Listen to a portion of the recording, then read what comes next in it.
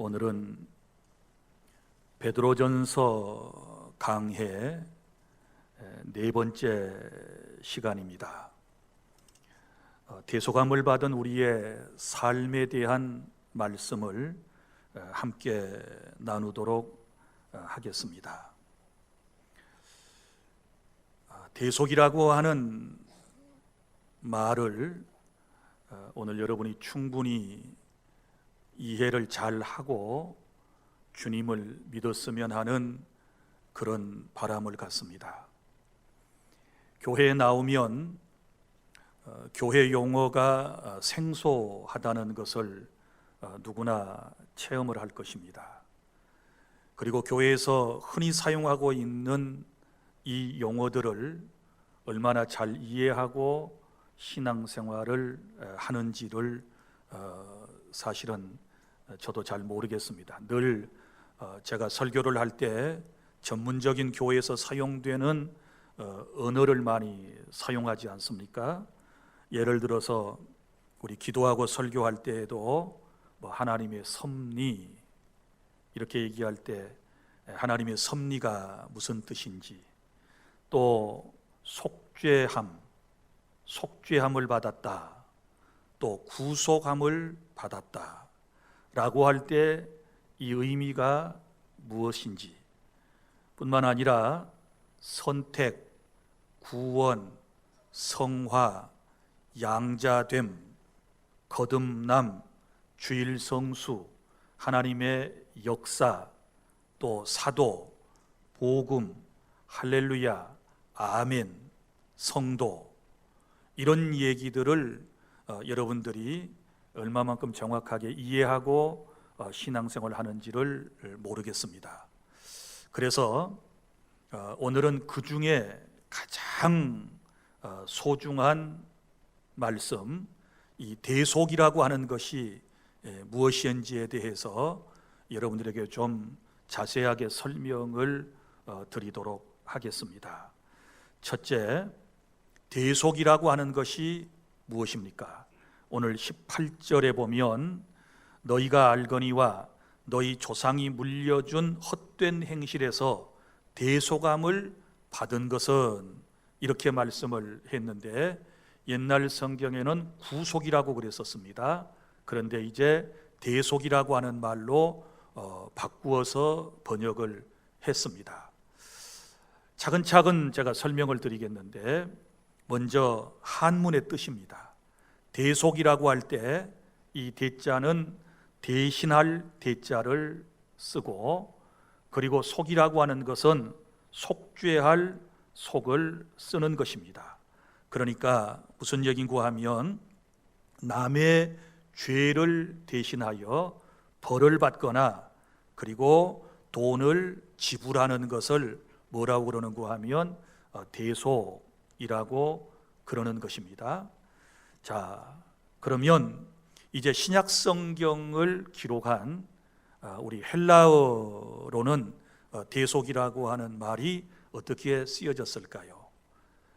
헬라어의 대속이라고 하는 단어가 세 개가 있습니다. 첫 번째는 아고라조라고 하는 단어가 있습니다. 아고라조, 이것은 무슨 말인가 하면 시장에 들어간다. 시장에 들어간다. 뭐 하기 위해서 시장을 갑니까? 로마 시대에는 노예 시장이 있었습니다. 그리고 로마 제국 당시에 약 5천만 명이나 되는 노예가 그 제국 안에 있었다고 그럽니다. 그래서 법적으로 노예 시장이 열릴 수 있었고, 사람들은 필요에 따라서 노예 시장에 가서 노예를 사다가 종으로 부리게 되었던 것입니다. 바로 그 아고라조라고 하는 말은 노예를 사기 위해서 시장에 들어가는 것을 의미하는 단어인 것입니다. 그 다음에 두 번째는 엑사그라조라고 하는 단어가 있습니다. 이게 대속이라고 하는 말인데, 이 말은 끌어낸다 라고 하는 뜻을 가지고 있는데, 대가를 지불하고 노예를 그곳에서부터 이끌어낸다, 혹은 그를 사서 데리고 간다라고 하는 단어가 있습니다. 그리고 세 번째는 루트로라고 하는 단어가 있는데, 이것은 비싼 값을 주고 산 노예를 향해 주인이 자유를 선언하다라고 하는 뜻을 가지고 있습니다. 그러니까 여러분, 로마 시대의 노예 시장을 한번 머릿속에 상상을 해보시기를 바랍니다. 어떤 사람이, 아마 돈이 많이 있든지 권세 있는 사람이 노예를 사기 위해서 노예 시장에 갔다. 자, 노예 시장에 들어갔다. 이게 대속이고, 그 다음에 대속이 뭐라고요? 들어가서 대가를 지불하고 노예를 샀다. 그 다음에 또 그 산 노예를 이끌고 나와서 그에게 자유를 선포하다. 자유를 선포하다. 자기가 돈 주고 샀으니까 자기가 산 노예의 이 노예 문서를 다 찢어버리고 이제부터 당신은 자유입니다 라고 선포하는 것을 뭐라고 그러는가 하면 이걸 대속이라고 그래요.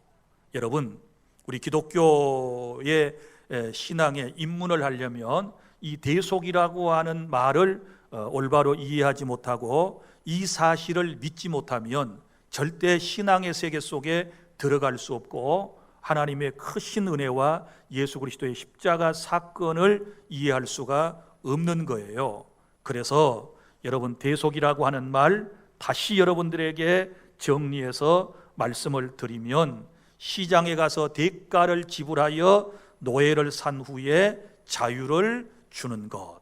그래서 오늘 본문에 나오는, 그러면 이 대속은 이 세 개의 단어 가운데 어떤 단어를 썼을까 보았더니 루트로라고 하는 단어를 썼어요. 그러니까 노예에게 자유를 선언했다라고 하는 의미로 이 말씀이 사용되었다라고 하는 것을 알 수 있습니다.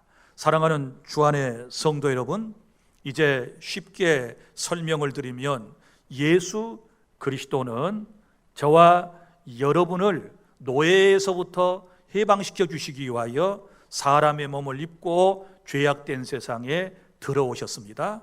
그리고 십자가에서 노예를 사기 위하여 자신의 핏값을 지불하고 우리를 사신 이후에 예수님께서는 저와 여러분에게 진정한 자유를 선포해 주셨다라고 하는 사실을 믿으시기를 바랍니다.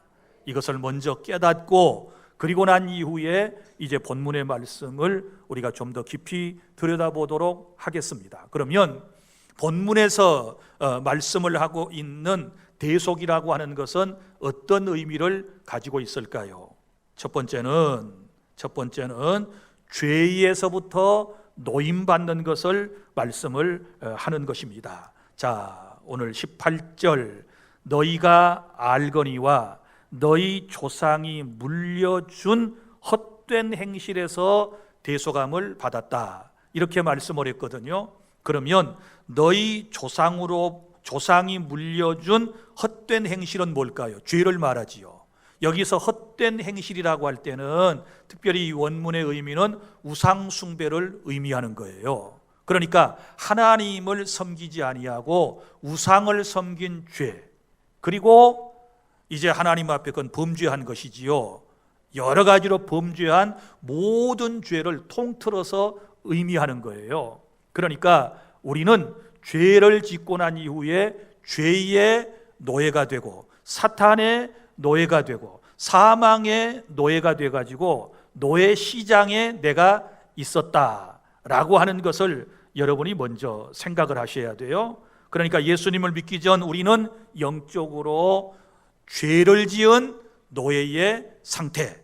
요한복음 8장 34절, 죄를 범하는 자마다 죄의 종이다, 이렇게 말씀을 했고, 디도서 3장 3절, 우리도 전에는 어리석은 자요, 순종하지 아니한 자요, 속은 자요, 여러 가지 정욕과 행락의 종 노릇한 자요, 악독과 투기를 일삼은 자요, 피차 미워한 자였으나 라고 말씀을 했습니다. 그러니까 우리의 영적 신분이 죄의 종, 노예였습니다. 그런데 예수님께서 이 죄로부터 우리에게 자유를 허락하여 주셨다. 이것이 본문이 말하는 대속의 첫 번째 의미가 되는 것입니다. 죄악으로부터 우리는 노임을 받았다. 그 다음에 또 하나는 19절에 보면, 그러면 노예를 살려면 반드시 대가를 지불해야 된다 그랬잖아요. 19절에 보면 오직 흠없고 점없는 어린 양 같은 그리스도의 보배로운 피로 된 것이니라. 당시에 노예를 살려면 노예시장에 은이나 금은 화폐로 사용되었습니다. 또 동도 마찬가지입니다. 그런데 이런 것을 주고 우리를 산 것이 아니고 뭐로 샀습니까? 그리스도의 보배로운 피를 주고 우리를 사셨다. 여러분, 은보다 금보다 더 소중한 것은 피예요. 피. 왜냐하면 피는 생명이거든요. 피 흘림이 없은즉 죄사함이 없다, 이렇게 말씀을 하셨지 않았습니까? 그러니까 생명을 주고 우리를 사셨다라고 하는 말씀이에요. 예수님은 핏값을 지불하고 우리를 사신 다음에 우리에게 자유를 허락해 주셨다라고 하는 사실을 믿으시기를 바랍니다. 여기 말씀에 어린 양 같은 그리스도의 보배로운 피 그랬는데, 여러분, 어린 양 위에 여기 나왔습니까? 구약에서 사람이 죄를 지으면 하나님께서 그 죄로부터 용서받기 위하여 놀라운 방법을 말씀해 주셨습니다. 그것은 인간이 죄를 지으면 죄값을 치러야 되고 죄의 싹선 사망이니까 사람이 죽어야 돼요. 그런데 하나님께서는 인생을 너무 사랑하셔서 그 죄로부터 용서받을 수 있는 방법을 말씀해 주셨는데, 그게 제사 제도를 통한 죄사함의 방법이에요. 제사를 드리려면 특별히 여기 어린 양이 필요했어요. 어린 양. 자, 내가 죄를 지었습니다. 그러면 어린 양을 한 마리 잡아가지고 갑니다. 그러면 제사장이 나의 모든 죄를 그 흠도 없고 점도 없는 죄 없는 어린 양에게 내 죄를 전가, 쉽게 말하면 뒤집어 씌운 다음에 내가 죽어야 하는데 나를 대신하여 어린 양이 피를 쏟고 죽게 하셨어요. 그 사실을 통하여 하나님께서는 인간의 죄를 용서하셨던 거예요. 그러니까 그 어린 양이 상징하는 것은 오셔서 우리의 죄값을 다 청산해 주실, 대신하여 피를 쏟고 죽으실 예수 그리스도를 상징하는 거예요. 그래서 요한복음 1장 29절에 예수님을 딱 보던 세례 요한이 성령의 감동을 받고 뭐라고 말씀하셨습니까? 보라, 세상 죄를 지고 가는 하나님의 어린 양이로다. 예수님을 세상 죄를 지고 가는 하나님의 어린 양이로다, 이렇게 말씀을 하신 거예요. 그러니까 예수님께서 어린 양 같이 십자가 위에서 저와 여러분의 죄를 대신해서 죽으셨어요.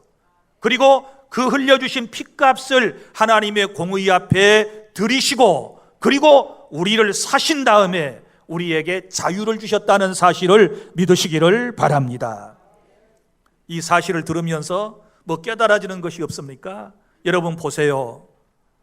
사람이 죽는다, 누군가를 위해서 죽는다, 얼마나 사랑하면 그를 위하여 피를 쏟고 죽을 수 있겠습니까? 이처럼 하나님은, 예수님은 저와 여러분을 너무너무 사랑하셔서 예수 그리스도를 이 땅에 사람으로 보내셨고, 예수님은 저와 여러분을 너무너무 사랑하셔서 십자가 위에서 나를 대신하여 피를 쏟고 죽으셨다는 사실을 생각하면 내가 그만큼 사랑받는 사람이고 내가 하나님 보실 때 소중한 사람이라고 하는 것을 믿으시기를 바랍니다. 하나님께서 독생자 예수를 대신 죽게 해서 구원하실 정도로 나를 그만큼 사랑하고 계시다는 이 하나님의 사랑을, 이 대속을 통하여 저와 여러분은 깨달아야 될 줄로 믿으시기를 바랍니다. 그런데 20절에 보면 이 놀라운 대속을 통한 구원 계획, 대속이 누구라고요? 예수님을 십자가에 대신 죽게 해서 흘려주신 피를 통하여 우리를 사시고 구원해 주시는 이 구원 계획은 아주 놀라운 역사가 있어요. 자, 그러면 보세요. 먼저는 창세전이다, 이렇게 말씀을 했어요. 이 구원 계획은 창세전에 세워주신 계획이었다라고 말씀을 하고 있습니다. 예수님을 통해 우리를 구원하시는 계획은 어느 날 갑자기 되어진 것이 아니라 창세전부터 성삼위 하나님께서 세워놓으신 구원 계획에 따라 우리가 구원받게 되었음을 믿으시기를 바랍니다.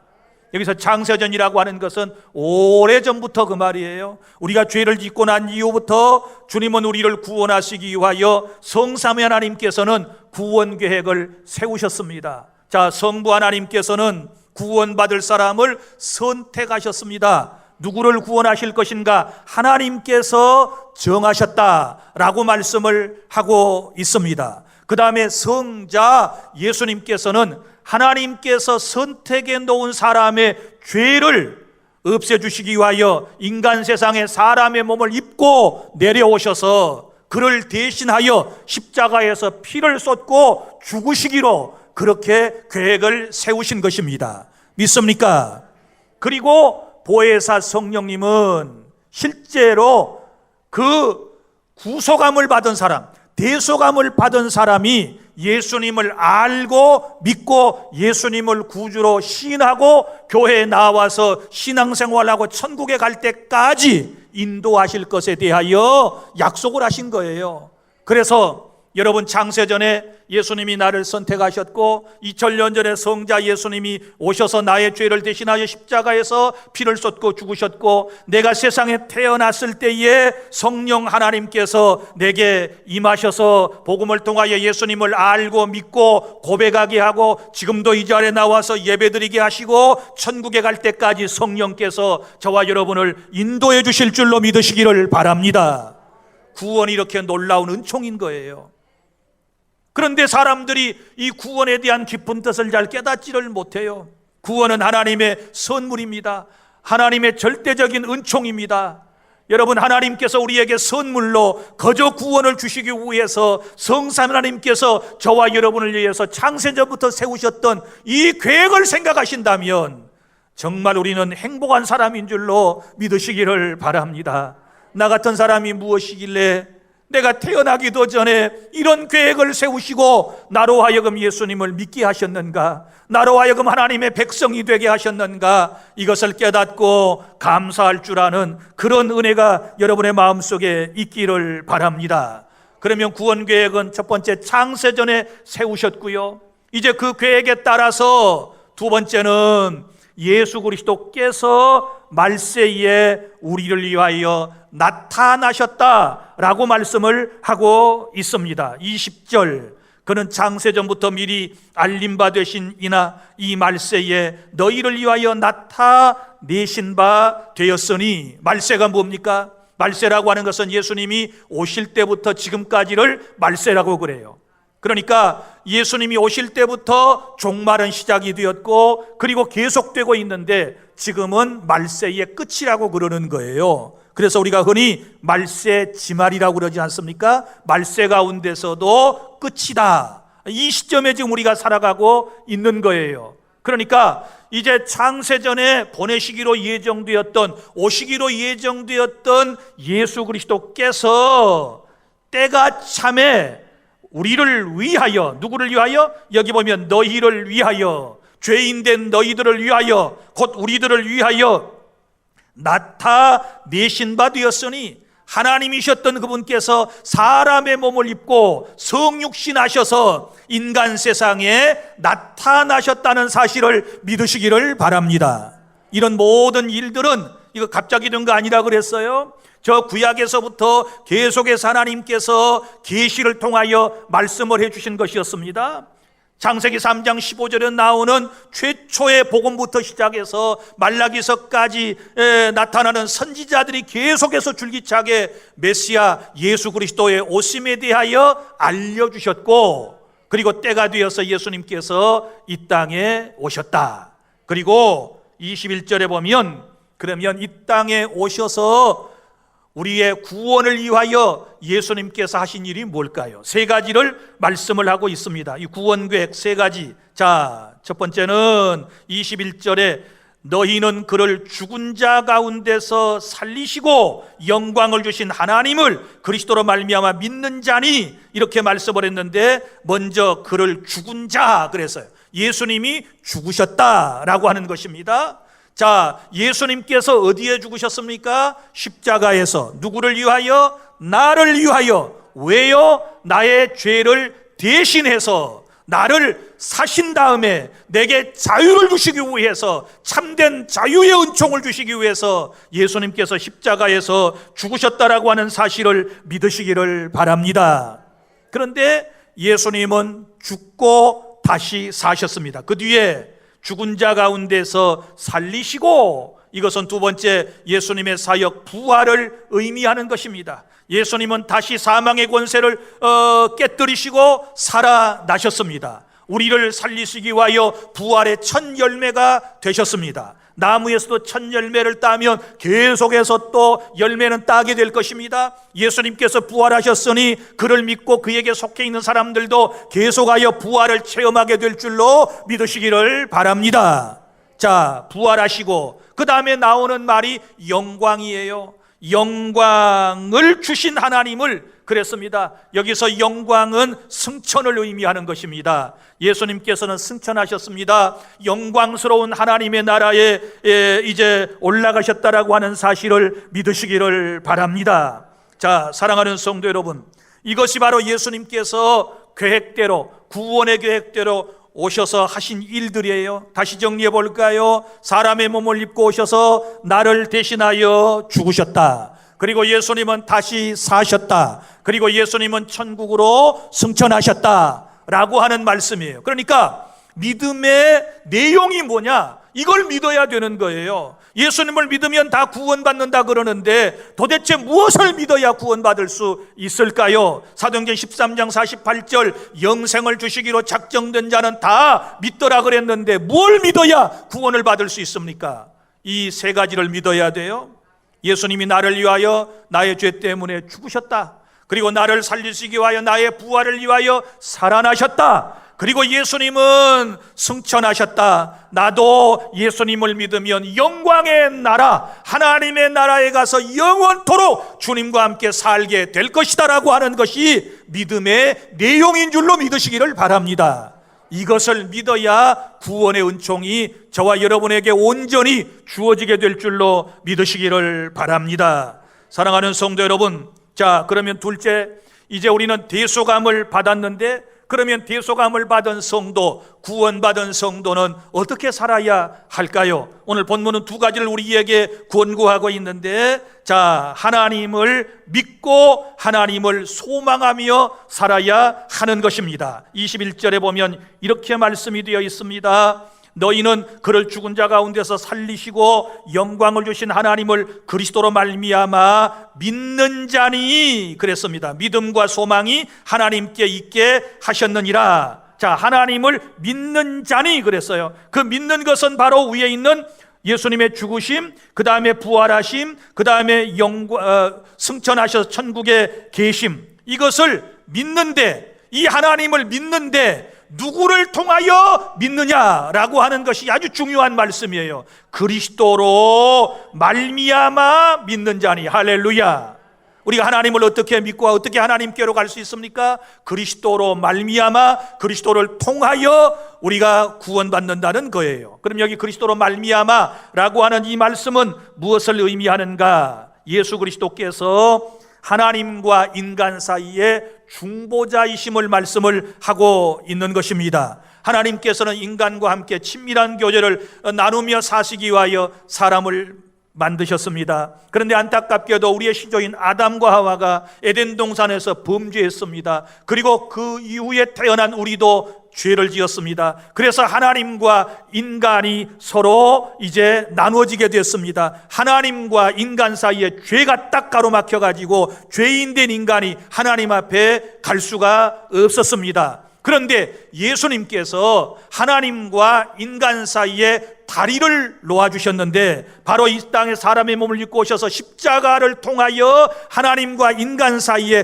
다리를 놓아주시고, 이제 하나님과 인간이 교통할 수 있도록 은혜를 베풀어 주셨음을 믿으시기를 바랍니다. 그래서 우리가 하나님을 믿을 수 있는 것은 그리스도로 말미암아 하나님을 알고 믿어야 구원에 이르는 것이지, 그냥 막연히 하나님을 알아서 구원받을 존재가 아니라는 것을 아셔야 돼요.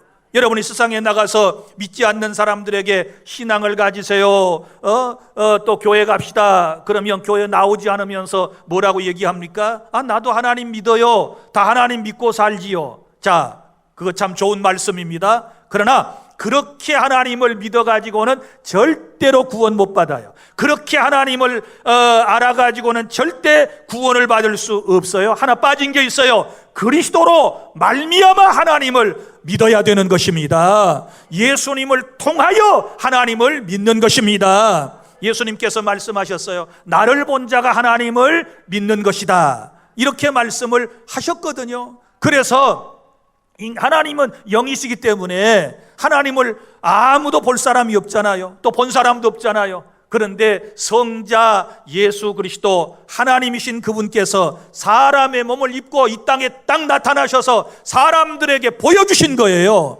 그리고 말씀을 주신 거예요. 하늘나라 복음을 전해주신 거예요. 하나님에 대하여 말씀을 주신 거예요. 그래서 많은 사람들이 그리스도를 통하여 누구를? 하나님을 믿게 된 거예요. 사랑하는 성도 여러분, 오늘 우리가 하나님을 믿는다라고 할 때 그리스도로 말미암아 하나님을 믿는 온전한 신앙이 될 수 있기를 바랍니다. 보십시오, 여러분, 우리가 기도도 누구의 이름으로 합니까? 예수님 이름으로 하지요.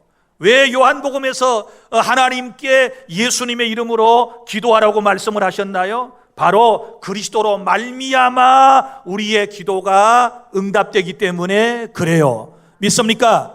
아무리 하나님 부르고 기도 열심히 했어도 예수님으로 말미암지 않고서는 절대로 기도 응답이 올 수가 없다는 사실을 믿으시기를 바랍니다. 하나님과 인간 사이에 십자가 없으면 절대로 은혜가 인간에게 내려올 수가 없는 거예요. 하나님의 모든 은혜는 십자가를 통해서, 십자가라고 하는 다리를 통하여, 예수 그리스도를 통하여 우리에게 모든 것이 이루어질 수 있다라고 하는 것을 깨달을 수 있기를 바랍니다. 그래서 기도도 예수님 이름으로 하는 이유가 거기 있는 거예요.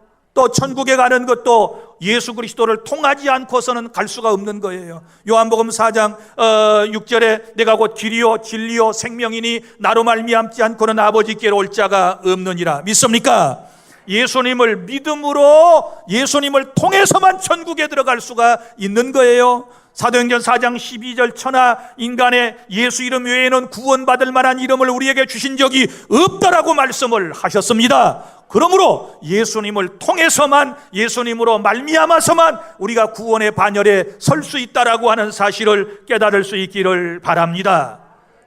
여러분, 이제 예수님을 통하여 우리가 하나님을 믿는 사람이 되었습니다. 그래서 지금 하나님을 예배하기 위하여 이 자리에 오셨습니다. 그럼 어떤 하나님을 우리가 지금 믿고 있는가요? 우리 하나님은 이런 분이십니다. 우리 하나님은 전지전능하신 하나님. 자, 먼저 전지하신 하나님, 이 말은 모든 것을 다 알고 계시는 하나님이 저와 여러분의 하나님이심을 믿으시기를 바랍니다. 우리의 과거를 알고, 현재를 알고, 미래를 알고, 우리의 속마음을 알고 계시고, 내 영적 상태를 알고 계시고, 네가 세상에 살면서 당하는 환난과 고초를 다 알고 계시는 분은 나의 하나님이심을 믿으시기를 바랍니다.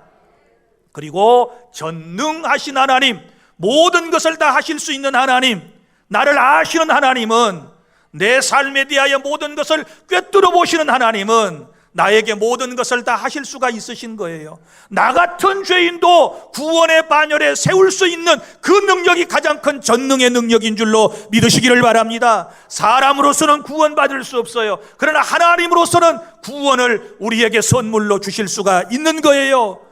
우리 하나님은 전능하신 하나님, 내가 할 수 없는 일을 다 하실 수 있는 하나님이 내가 믿는 하나님이심을 믿으시기를 바랍니다. 우리가 기도하는 것은 바로 이 전능하신 하나님께 우리가 간구하고 구한다는 사실을 깨닫고 더 열심히 기도하는 저와 여러분이 될 수 있기를 바랍니다. 그리고 우리 하나님은 무소부재하신 하나님, 무소부재, 한문입니다. 안 계신 곳 없이 어디든지 계시는 하나님 믿습니까? 우리 하나님은 온 우주에 충만하심을 믿으시기를 바랍니다. 내가 저 하늘 끝에 올라가도 거기 계시고, 내가 저 바다 끝에 가 있을지라도 하나님은 거기 계시고, 하나님은 내 안에 계시고 내 곁에 계시고, 어디든지 하나님은 온 우주에 충만하게 임재하신 하나님이심을 믿으시기를 바랍니다. 우리가 이런 하나님을 믿고 섬기기 때문에 항상 우리는 날마다 구원받은 이후에 경건한 삶을 통하여, 거룩한 삶을 통하여 하나님께 영광을 돌려야 될 줄로 믿으시기를 바랍니다. 오늘 또 예배를 받으시기 위하여 이 자리에 임재하신 하나님을 여러분이 경험하고 체험하는 그런 은혜가 있기를 바랍니다. 우리 하나님은 어떤 하나님이실까요? 사랑의 하나님.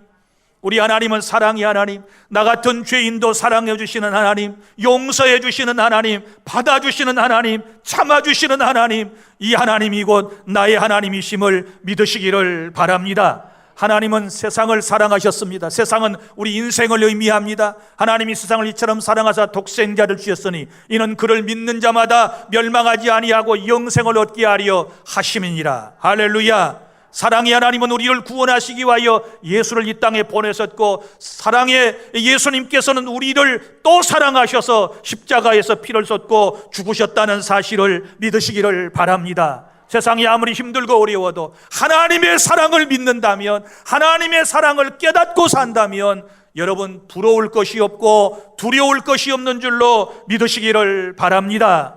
또한 우리 하나님은 좋으신 하나님이심을 믿으시기를 바랍니다. 선하신 하나님이 내가 믿는 하나님이신 줄로 믿으시기를 바랍니다. 내가 필요한 것을 때를 따라 도와주시는 하나님이심을 믿으시기를 바랍니다. 내가 연약할 때마다 나를 도와주시는 하나님이 나의 하나님, 내가 믿는 하나님이라고 하는 사실을 확신하시기를 바랍니다. 세상이 아무리 힘들고 어려워도 하나님이 어떤 분이신지를 알고 믿으면 두려울 것이 없는 거예요. 그래서 지금 베드로 사도는 고난받고 있는 흩어진 나그네 성도들에게 지금 권면하는 말씀이, 하나님을 믿어라.